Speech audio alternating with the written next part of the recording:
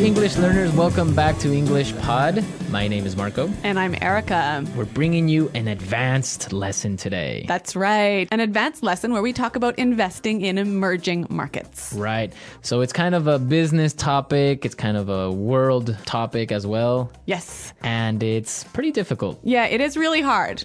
Right. So if you're listening and you don't understand everything, please don't get discouraged. Don't worry about it because we're here to learn. Yes, and we're here to help you. Right. Mm-hmm. So let's get started with this. I'm really excited about this lesson. Yeah. Okay. Well, Marco, maybe you can tell us a little bit. What is an emerging market? An emerging market is a market that is starting to develop. Okay. And it's growing rapidly. So you can maybe give some examples of emerging market. Well, for example, China is an emerging market. Yeah. In the last years, it's been growing rapidly. More and more people are moving to the middle class and have money to spend. Right, exactly. Mm-hmm. So China is like a really great example of an emerging market. All right. Well, with that, let's listen to the dialogue for the first time.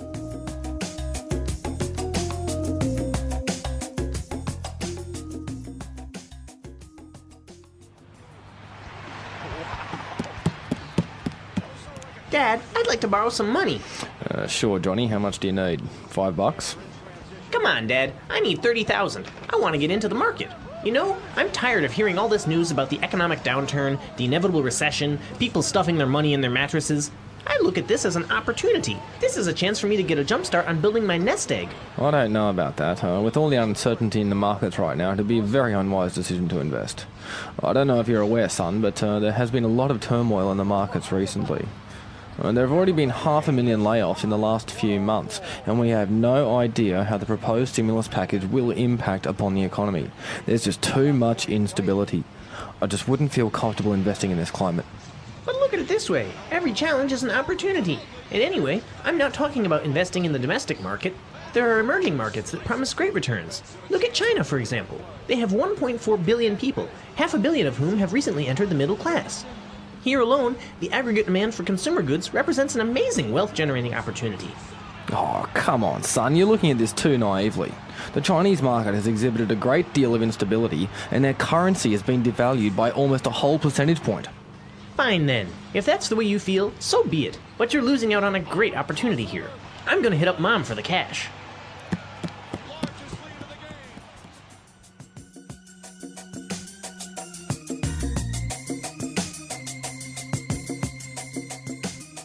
Well, it sounds like the dad has missed out on a really big investment opportunity, hey? Yeah, his son is pretty smart. Yeah. Pretty smart little boy. Uh-huh. Okay, so we have some great words that we want to look at here. Mm-hmm. Why don't we start with the first one? Turmoil. Turmoil. Turmoil. Turmoil. So we have some great examples of how turmoil is used in different sentences, so let's listen. Example 1.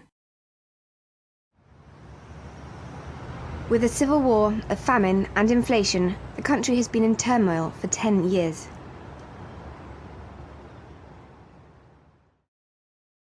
Example 2. There's been a lot of turmoil in my life recently. I've moved to a new city, I've changed my job, I broke up with my girlfriend. Example 3. The devaluation of the dollar caused a great deal of turmoil in the markets.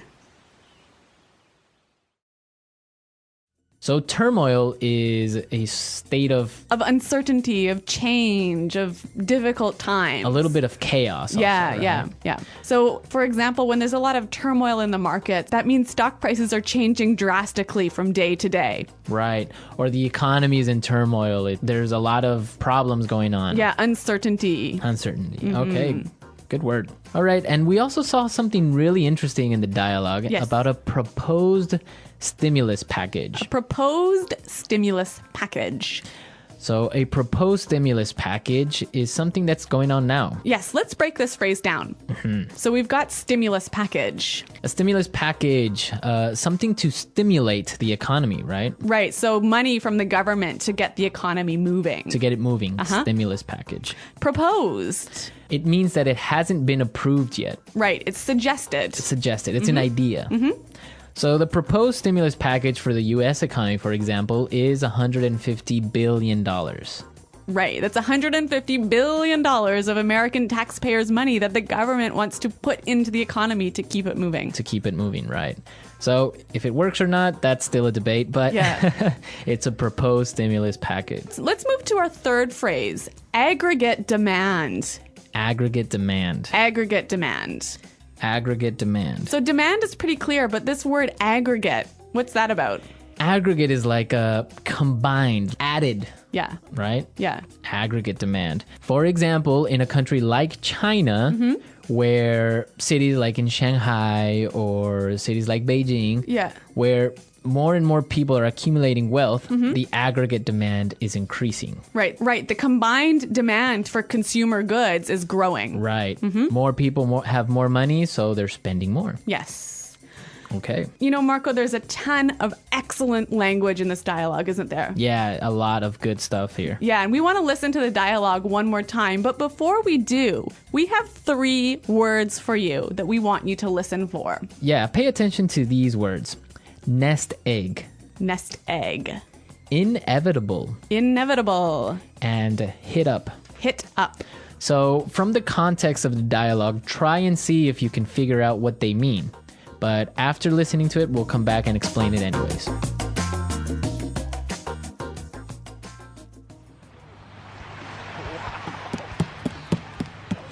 Dad, I'd like to borrow some money.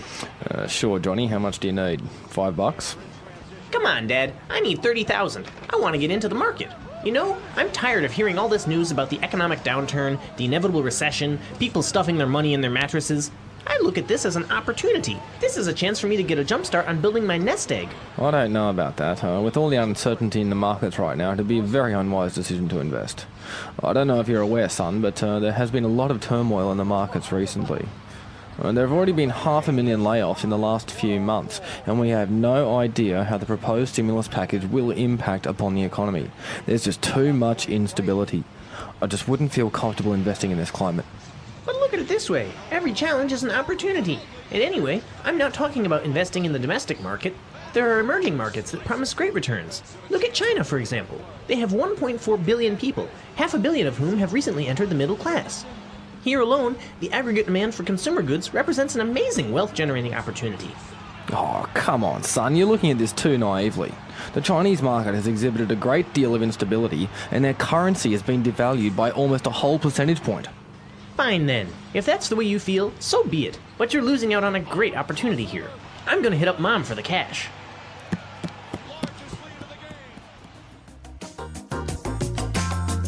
So the kid wants to invest because he wants to set up his nest egg. That's right. So basically he wants to get a bunch of cash together so that he can buy a house or get married or whatever. It's that money you need to start your life, right? To start your life, your nest egg. It's kind of a weird way of referring to this money, right? I guess it is kind of funny. And also the little boy talked about an inevitable recession. Yes, inevitable. Inevitable. Inevitable basically means unavoidable. Right. So this guy thinks that the recession is unavoidable. It's gonna happen. Yes, inevitable. You know, this word inevitable, if you apply the root word, you can get a noun, an adjective, or an adverb, right? Right. So we've got some examples where you can see this word in action. Example 1. Jason knew he was going to get laid off, but he was trying to delay the inevitable. Example 2. As a new manager, it's inevitable that you're going to make mistakes. Example 3. Inevitably, we all die at the end of our lives.